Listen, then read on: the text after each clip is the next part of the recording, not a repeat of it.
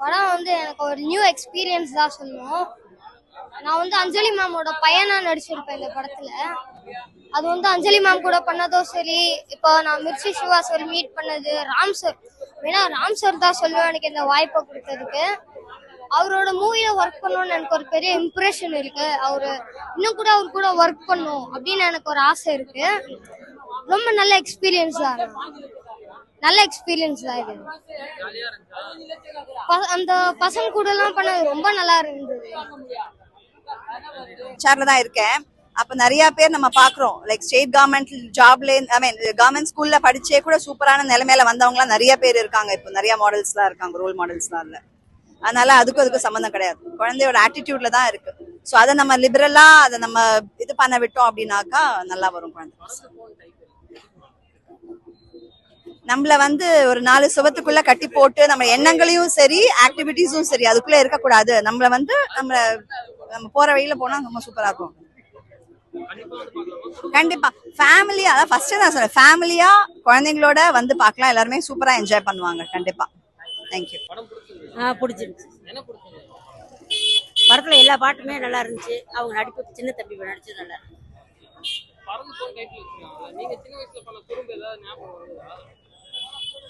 இல்ல வெளியில ஊர்னில சுத்தினது இது ஞாபகம் இருக்கு.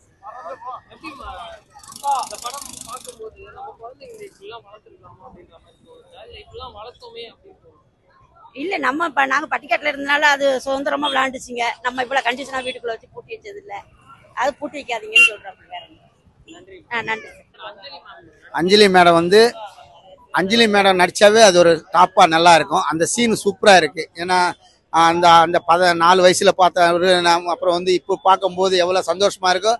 அது வந்து பழைய நம்ம எல்லாருமே அப்படிதான், எல்லாருமே சின்ன வயசுல பார்த்தவங்களும் நம்ம திடீர்னு பார்க்கும்போது அந்த சந்தோஷமா இருக்கும். ஆனா இது வித்தியாசமா வச்சிருக்காரு.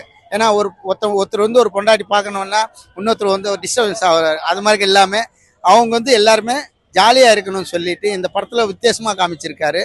நல்ல விஷயம் பண்ணிருக்காரு, நல்லா சொல்லியிருக்காரு. பறந்து போற மாதிரியே இருக்கு. எல்லாருமே பறந்து போலாம். ஏன்னா அந்த அளவுக்கு ஒரு மலை, ஒரு குட்டை, ஒரு குளம், ஒரு எல்லா இடத்துல ஓடி ஓடி ஓடி ஓடி ஓடி ஓடி அது பறந்து போற மாதிரி இருக்கு. படம் நல்லா இருக்கு.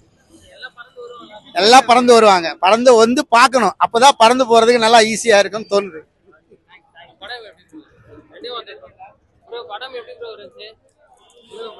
படம் நல்லா இருக்கு ப்ரோ.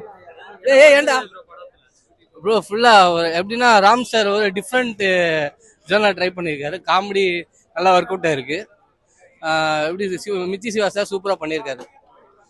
ஃபேமிலியோட பார்க்கலாம், ஃபேமிலி என்டர்டைன்மெண்ட். அப்படி இல்லை, இப்போ குழந்தைங்க நம்ம சின்ன வயசுல சேட்டப் பண்ணியிருப்போம்ல, அதை தான் வந்து காமிச்சிருக்காங்க. பசங்க எவ்வளோ சேட்டப் பண்ணாலும் மற்றவங்க சகிச்சுட்டு அதுக்கு ஏற்ற மாதிரி பசங்களுக்கு ஏற்ற மாதிரி போறாங்களா என்ன. படம் வந்து அதுக்கு காமெடியாகவும் இருக்கு, ஒரு ஒரு கதைக்களமாகவும் இருக்கு. படம் நல்லா இருக்கு, சூப்பரா இருக்கு. படம் ஆப்ஸ் தான் ஃபுல்லா.